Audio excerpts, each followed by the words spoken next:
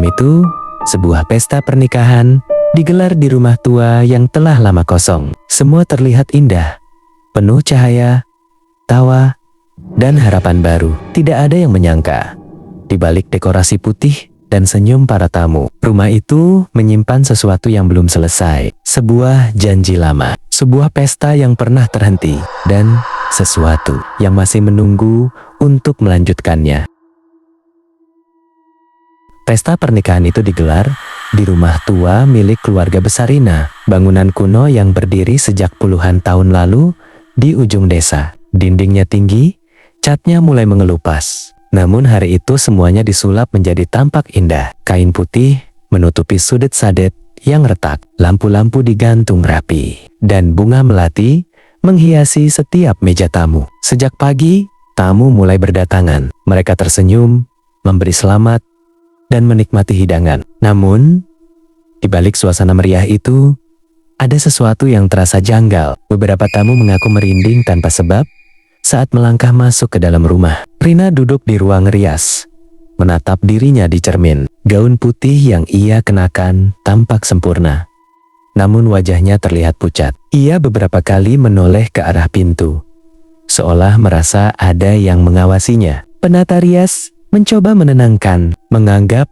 itu hanya karena gugup menjelang pernikahan. Di luar, Ardi sibuk menyambut tamu, namun sesekali ia melirik ke arah jendela lantai 2. Dari tadi, ia merasa melihat seseorang berdiri di sana. Sosok perempuan bergaun putih, diam, menatap ke arah halaman. Saat ia mencoba memastikan, sosok itu menghilang begitu saja. Seorang tamu tua mendekati Ibu Rina dan berbisik pelan. Ia menanyakan apakah kamar paling ujung di lantai atas sudah dikunci. Wajah Ibu Rina langsung berubah tegang. Ia mengangguk cepat, meski matanya tampak cemas. Ia lalu menyuruh salah satu keluarga untuk memastikan pintu itu benar-benar tertutup rapat. Namun ketika diperiksa, pintu kamar itu sudah terbuka sedikit. Tak ada angin, tak ada orang di sekitarnya, hanya lorong panjang yang terasa lebih dingin dari bagian rumah lainnya. Menjelang sore, suasana semakin padat. Musik tetap mengalun, tamu tertawa. Namun,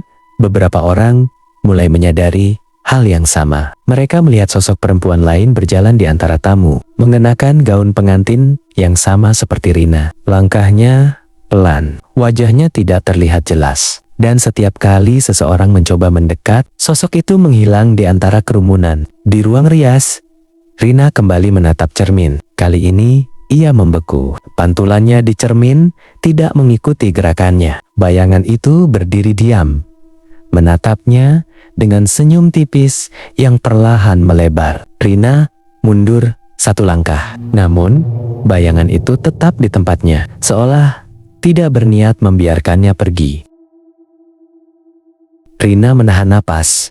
Matanya terpaku pada cermin di depannya. Ia mencoba mengangkat tangannya perlahan. Namun, bayangan itu tetap diam, tidak mengikuti gerakannya. Senyum di wajah pantulan itu semakin lebar, seolah menikmati ketakutan yang mulai menguasai Rina. Dengan gemetar, Rina memalingkan wajah dari cermin. Ia mencoba meyakinkan dirinya bahwa itu hanya ilusi. Namun saat ia hendak melangkah keluar dari ruang rias, ia melihat sesuatu di sudut matanya. Pantulan di cermin itu kini bergerak, meski Rina tidak lagi menghadapnya. Perlahan, Rina menoleh kembali. Bayangan itu kini berdiri lebih dekat di dalam cermin, seolah berada tepat di balik permukaan kaca. Tatapannya tajam, matanya kosong, dan gaun yang dikenakannya terlihat lebih kusam, seakan berasal dari masa yang berbeda. Pintu ruang rias tiba-tiba terbuka. Seorang sepupu Rina masuk sambil tersenyum, memanggilnya untuk segera ke pelaminan. Rina langsung menoleh, merasa sedikit lega. Namun saat ia kembali melirik ke arah cermin, bayangan itu sudah kembali normal, mengikuti setiap gerakannya, seolah tidak pernah terjadi apa-apa. Dengan langkah ragu, Rina berjalan keluar. Di lorong, udara terasa lebih dingin. Lampu di atasnya berkedip pelan, membuat bayangan di dinding tampak bergerak. Dari ujung lorong, terlihat tangga menuju lantai 2. Entah kenapa, pandangannya tertarik ke sana. Ia teringat cerita lama yang pernah didengarnya tentang seorang perempuan yang meninggal sebelum hari pernikahannya puluhan tahun lalu.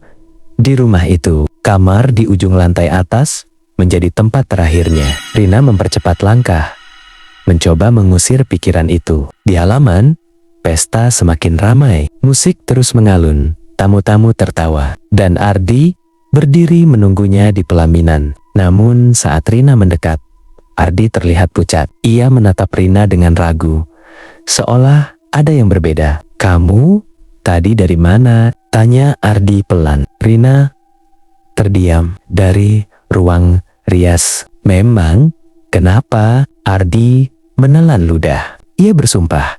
Beberapa menit yang lalu, ia melihat Rina berdiri di lantai 2, tepat di depan kamar terlarang itu. Padahal saat itu Rina seharusnya masih di bawah. Belum sempat Rina menjawab, seorang tamu berteriak pelan. Semua menoleh ke arah tangga. Di sana berdiri sosok pengantin wanita. Gaun putihnya kotor, rambutnya terurai panjang, menutupi sebagian wajah. Ia berdiri diam, menatap ke arah pelaminan, menatap Rina. Dan perlahan, sosok itu mulai menuruni tangga. Semua mata tertuju pada tangga. Suasana pesta yang semula ramai perlahan berubah hening. Sosok pengantin itu melangkah turun dengan perlahan. Setiap gerakannya terasa kaku, tidak wajar. Gaun putihnya tampak lusuh dan bernoda. Berbeda jauh dengan gaun bersih yang dikenakan Rina di pelaminan. Rina mencengkeram tangan Ardi.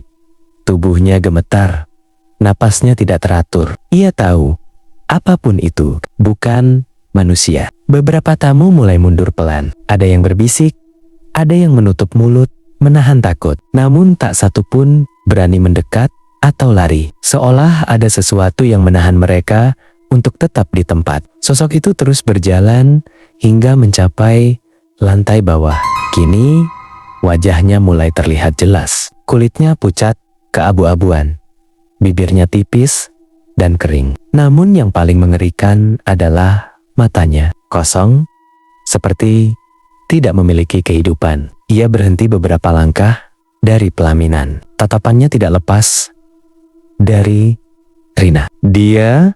Itu siapa?" bisik salah satu tamu dengan suara bergetar. Ibu Rina tiba-tiba jatuh terduduk. Air matanya mengalir deras. Wajahnya penuh ketakutan yang selama ini disembunyikan. Ia menatap sosok itu sambil menggeleng pelan. "Itu bukan Rina," ucapnya lirih. Ardi berdiri di depan Rina, mencoba melindunginya, meski tubuhnya sendiri gemetar. "Pergi, siapapun kamu," katanya.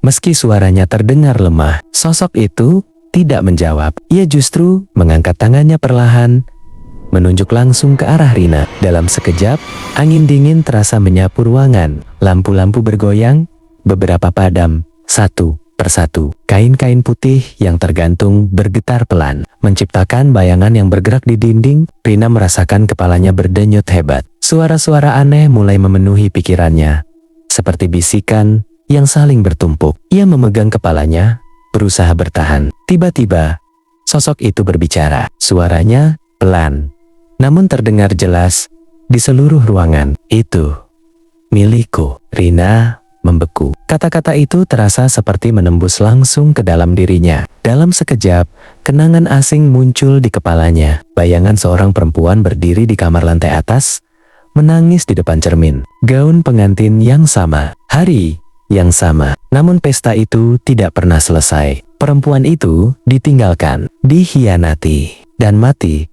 dengan dendam yang tidak pernah hilang. Rina terhuyung. Air matanya jatuh tanpa ia sadari. Sosok di depannya tersenyum perlahan. Senyum yang sama seperti yang ia lihat di cermin sebelumnya. Dan tanpa peringatan, tubuh Rina terasa seperti ditarik oleh sesuatu yang tak terlihat. Kakinya bergerak sendiri, melangkah turun dari pelaminan, mendekati sosok itu. Ardi mencoba menahan, namun genggamannya terlepas begitu saja. Seolah Rina bukan lagi miliknya. Seolah Rina sedang dipanggil pulang ke sesuatu yang telah menunggunya sejak lama. Langkah Rina semakin mendekat. Setiap pijakan terasa berat, namun tubuhnya terus bergerak seolah dikendalikan oleh sesuatu yang tidak terlihat. Tatapannya kosong, napasnya pelan, dan jemarinya kaku di sisi tubuhnya. Ardi berusaha mengejar, meraih tangan Rina. Namun, setiap kali hampir menyentuhnya, tubuh Rina seperti menjauh sendiri. Jarak di antara mereka terasa tidak masuk akal. Seperti ruang di sekitar Rina berubah. Rina, berhenti. Suara Ardi bergetar, nyaris putus asa. Namun, Rina tidak merespons. Di depannya, sosok pengantin itu berdiri diam, menunggu. Senyum tipis masih terukir di wajah pucatnya. Matanya tak berkedip, terus menatap Rina yang kini hanya beberapa langkah lagi. Ibu Rina menangis histeris. Ia mencoba bangkit, namun tubuhnya lemas. Jangan dekati dia," teriaknya.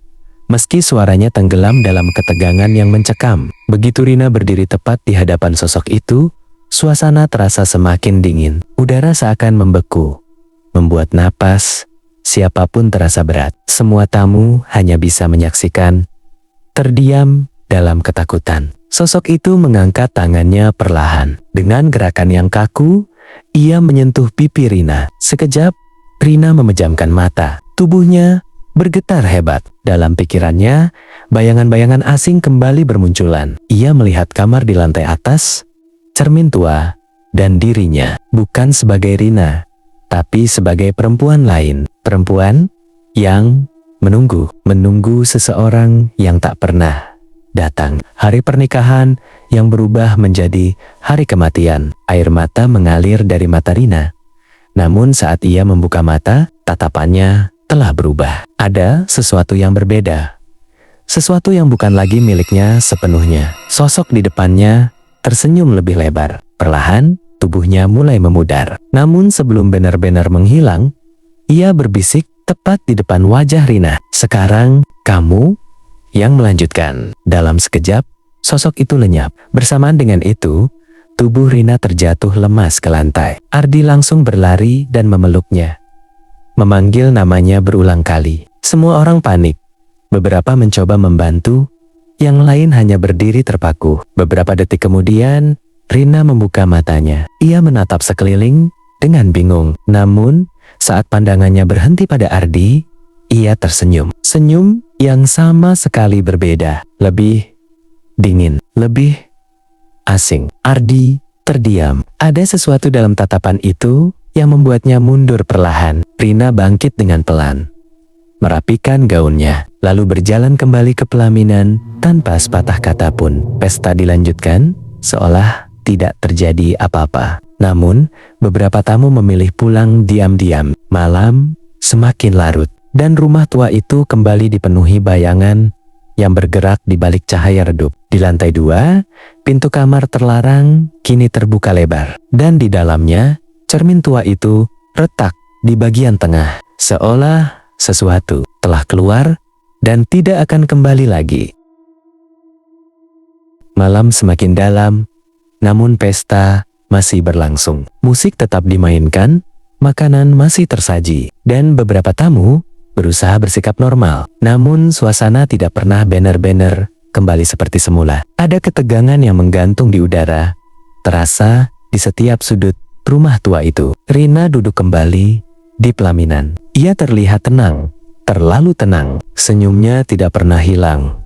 Bahkan saat tidak ada yang berbicara padanya. Matanya menatap lurus ke depan, sesekali mengikuti orang yang lewat. Namun, tanpa ekspresi yang benar-benar hidup. Ardi duduk di sampingnya, tapi ia menjaga jarak. Ia mencoba berbicara beberapa kali, menanyakan keadaan Rina. Namun, jawaban yang ia terima selalu singkat dan datar. Tidak ada kehangatan seperti biasanya. "Kamu capek?" tanya Ardi pelan. Rina menoleh perlahan. "Tidak," jawabnya singkat, tanpa kedipan. Ardi menelan ludah. Ada sesuatu yang salah, sangat salah.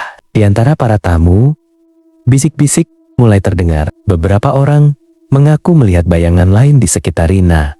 Bukan hanya satu, tapi beberapa sosok samar yang berdiri di belakangnya, seperti mengawasi. Seorang tamu wanita tiba-tiba pingsan. Sebelum jatuh, ia sempat menunjuk ke arah pelaminan dengan wajah pucat. Saat ditanya, ia hanya berbisik ketakutan. "Ada banyak Tak ada yang berani bertanya lebih jauh. Di dapur, Ibu Rina duduk lemas. Ia menutup wajahnya dengan kedua tangan. Salah satu kerabat mencoba menenangkannya, namun ia hanya menggeleng pelan. Itu belum selesai, katanya lirih. Dulu, dia tidak sendirian. Ucapan itu membuat suasana semakin mencekam. Sementara itu, di lantai 2, lorong panjang kembali sunyi. Pintu kamar terlarang masih terbuka. Angin malam masuk perlahan, menggerakkan tirai tipis di dalam ruangan. Cermin yang retak itu kini memantulkan sesuatu yang berbeda. Bukan hanya satu bayangan. Di dalam pantulan, terlihat beberapa sosok berdiri di belakang seseorang yang menyerupai Rina. Wajah mereka samar, namun jelas bukan manusia biasa. Perlahan, salah satu bayangan itu mengangkat kepala. Matanya gelap dan senyumnya mulai terbentuk. Di bawah, Rina tiba-tiba berdiri dari pelaminan. Tanpa alasan, tanpa bicara, semua mata kembali tertuju padanya. Ia menoleh ke arah tangga. Lalu, dengan langkah pelan dan pasti, ia mulai berjalan ke sana. Ardi mencoba menghentikan, namun kali ini Rina menepis tangannya dengan keras. Gerakannya cepat. Tidak seperti dirinya yang biasa. Rina terus berjalan menaiki tangga. Satu persatu, anak tangga dilewatinya tanpa ragu. Seolah ia tahu persis kemana ia harus pergi. Dan malam itu, untuk kedua kalinya, semua orang hanya bisa menyaksikan, tanpa mampu menghentikan apapun yang sedang terjadi. Rina terus melangkah naik, tanpa menoleh sedikit pun. Setiap pijakannya terdengar pelan, namun pasti. Seolah ia telah menghafal jalan itu sejak lama. Ardi berdiri di bawah tangga, ragu untuk mengejar. Sementara para tamu hanya bisa saling berpandangan dengan wajah penuh ketakutan. Ikuti dia, bisik Ibu Rina dengan suara lemah. Ardi akhirnya memberanikan diri. Dengan langkah cepat, ia menyusul Rina menaiki tangga. Udara di lantai 2 terasa jauh lebih dingin, membuat napasnya berat. Lorong panjang itu tampak lebih gelap dari sebelumnya. Meski lampu masih menyala redup, di ujung lorong, pintu kamar terlarang terbuka lebar. Rina sudah berdiri di sana. Tubuhnya diam, menghadap ke dalam ruangan. Rambutnya jatuh, menutupi sebagian wajahnya. Dan dari belakang, ia tampak seperti sosok yang berbeda. "Rina?" panggil Ardi pelan. Tidak ada jawaban. Ardi mendekat perlahan. Saat ia berdiri tepat di belakang Rina, ia bisa melihat ke dalam kamar itu. Cermin besar yang retak berdiri di dinding. Namun kini, pantulannya tidak hanya menunjukkan ruangan itu. Di dalam cermin, terlihat pesta yang berbeda. Pesta yang sama, tapi lebih gelap. Lampu redup. Tamu-tamu berdiri diam tanpa wajah yang jelas. Dan di pelaminan, ada seorang pengantin wanita yang duduk sendiri. Bukan Rina. Ardi mundur satu langkah, jantungnya berdegup kencang. Tiba-tiba, Rina melangkah masuk ke dalam kamar. "Jangan masuk," teriak Ardi, mencoba menahannya. Namun begitu Ardi menyentuh bahu Rina, ia merasakan sesuatu yang dingin menjalar ke tangannya. Dalam sekejap, pandangannya berubah. Ia tidak lagi berada di kamar itu. Ia berdiri di tengah pesta. Tapi, bukan pesta mereka. Semua orang diam. Tidak ada suara. Tidak ada kehidupan. Di pelaminan, pengantin wanita itu menoleh perlahan ke arah Ardi. Wajahnya pucat, matanya kosong, dan gaunnya dipenuhi noda yang menghitam. "Itu kamu," ucapnya pelan. Ardi ingin lari, tapi kakinya tidak bisa bergerak. Dalam sekejap, semua tamu di ruangan itu menoleh bersamaan ke arahnya. Wajah mereka kosong, namun perlahan berubah menjadi satu ekspresi yang sama, senyum lebar yang tidak wajar. Ardi tersentak. Pandangan itu hilang. Ia kembali ke kamar, terengah-engah. Di depannya, Rina sudah berdiri tepat di depan cermin. Namun yang terlihat di dalam cermin bukan lagi Rina seorang. Di belakang pantulan Rina, kini berdiri banyak sosok. Diam, mengawasi, dan perlahan, satu persatu dari mereka mulai melangkah maju, mendekati permukaan cermin, seolah ingin keluar dan bergabung dengan dunia yang sama. Rina berdiri diam di depan cermin. Tubuhnya tegak, namun terasa kosong. Pantulan di hadapannya tidak lagi mengikuti gerakannya sepenuhnya. Sosok-sosok di belakangnya dalam cermin kini semakin jelas. Meski wajah mereka tetap kabur, seperti disembunyikan oleh sesuatu yang tidak terlihat. Ardi mundur perlahan. Napasnya tidak teratur. Ia bisa merasakan sesuatu yang salah semakin kuat. Ruangan itu terasa semakin sempit. Udara semakin berat, seolah setiap sudut dipenuhi oleh kehadiran yang tidak kasat mata. "Rina, ayo kita keluar," ucapnya dengan suara gemetar. Rina tidak menjawab. Perlahan, tangannya terangkat. Namun bukan ia yang menggerakkan. Di dalam cermin, salah satu sosok di belakangnya melangkah maju. Gerakannya lambat, namun pasti. Bayangannya semakin mendekati punggung Rina, hingga hampir menyatu. Retakan pada cermin mulai melebar. Garis-garis halus itu menjalar seperti urat, membelah permukaan kaca. Pantulan di dalamnya ikut terdistorsi, membengkok tidak wajar. Sosok-sosok itu kini terlihat seolah mendorong dari dalam. Ardi menelan ludah. Ia sadar jika cermin itu pecah, sesuatu akan benar-benar keluar. Tiba-tiba, pintu kamar tertutup sendiri dengan keras. Ardi tersentak dan berlari mencoba membukanya, namun gagangnya tidak bergerak. Ia mendorong sekuat tenaga,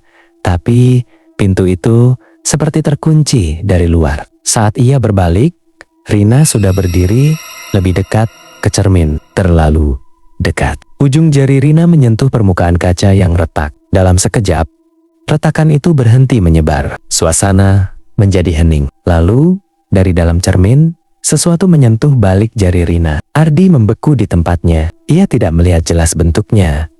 Namun, ia tahu itu bukan pantulan. Perlahan, tangan Rina masuk menembus permukaan cermin. Seolah kaca itu hanyalah air yang tenang. Ekspresinya tetap datar, tanpa rasa sakit, tanpa ragu. "Rina, jangan." Suara Ardi melemah. Namun, Rina justru melangkah lebih jauh. Separuh tubuhnya kini masuk ke dalam cermin. Dari dalam, sosok-sosok itu semakin aktif bergerak. Mereka mengelilinginya, mendekat, seolah menyambut. Tiba-tiba, Rina berhenti. Kepalanya menoleh perlahan ke arah Ardi. Untuk pertama kalinya, matanya bertemu dengan Ardi lagi. Namun, tatapan itu bukan miliknya. Senyum tipis muncul di wajahnya. "Sudah waktunya," ucapnya pelan. Sekejap kemudian, seluruh tubuh Rina tersedot masuk ke dalam cermin. Retakan di kaca itu menyebar dengan cepat, dan dalam satu momen yang menegangkan,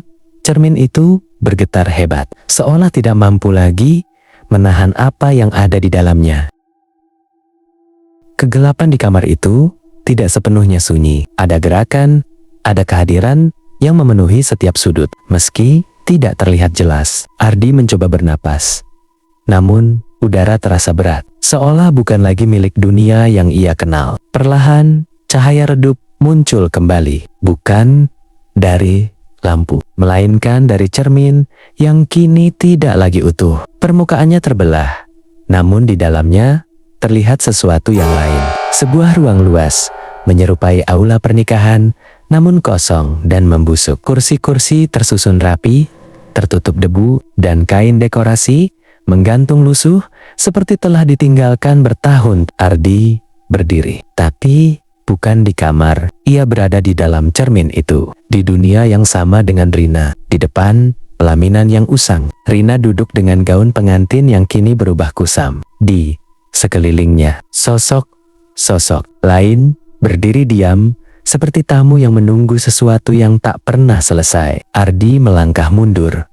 Panik, ia mencari jalan keluar, namun yang ada hanya ruang itu, tanpa pintu, tanpa ujung. "Ini tempatnya." Suara Rina terdengar, namun terasa jauh dan dingin. Ardi menatapnya. "Kita harus pergi dari sini." Rina perlahan menggeleng. Senyumnya tipis. Tidak ada yang pergi. Dalam sekejap, semua sosok di ruangan itu bergerak. Mereka berjalan perlahan, mengelilingi Ardi, membentuk lingkaran yang semakin sempit. Wajah mereka mulai terlihat lebih jelas pucat, kosong, dan dipenuhi retakan seperti cermin yang pecah. Ardi mencoba menerobos, namun tubuhnya terasa berat. Setiap langkah seperti ditahan oleh sesuatu yang tak terlihat. Di pelaminan, Rina berdiri. Ia mengulurkan tangan ke arah Ardi. Pesta ini belum selesai. Langkah Ardi terhenti. Matanya mulai kosong. Perlahan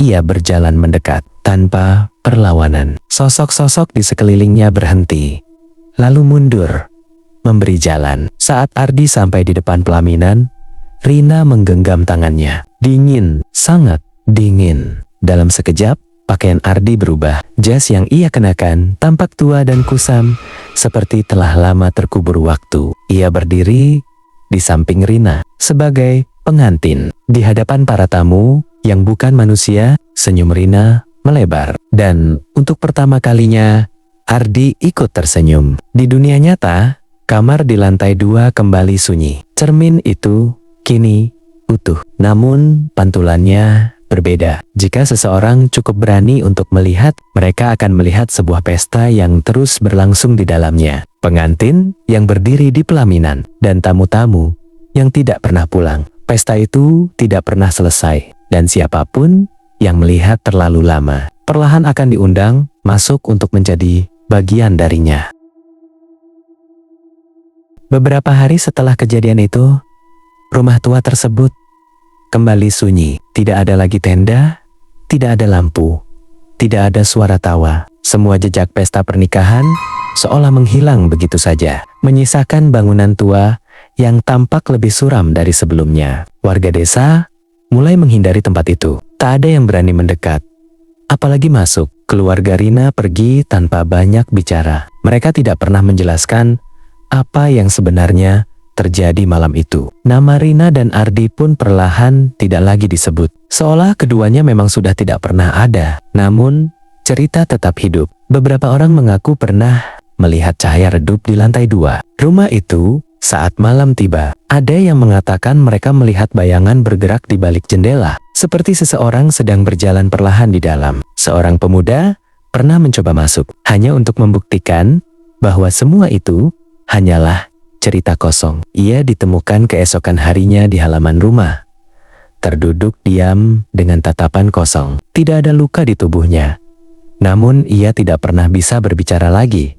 Sejak saat itu, yang paling sering diceritakan adalah tentang cermin di kamar ujung. Konon, cermin itu masih berdiri di tempatnya, utuh, bersih, tidak menunjukkan tanda retakan sedikit pun. Namun, siapapun yang melihat ke dalamnya akan merasakan sesuatu yang aneh. Pantulan mereka tampak normal pada awalnya, tapi jika diperhatikan lebih lama, akan terlihat bayangan lain di belakang. Pelan-pelan muncul. 1, lalu 2, lalu semakin banyak. Mereka berdiri diam, seperti tamu yang sedang menunggu. Dan di antara mereka, ada sepasang pengantin, tersenyum, menatap lurus ke arah siapapun yang melihat. Mengundang tanpa suara, memanggil tanpa kata, karena pesta itu belum berakhir dan tidak akan pernah berakhir. Selama masih ada yang melihat, selama masih ada yang datang, akan selalu ada yang menggantikan, menjadi bagian dari pesta yang terjebak di balik cermin selamanya.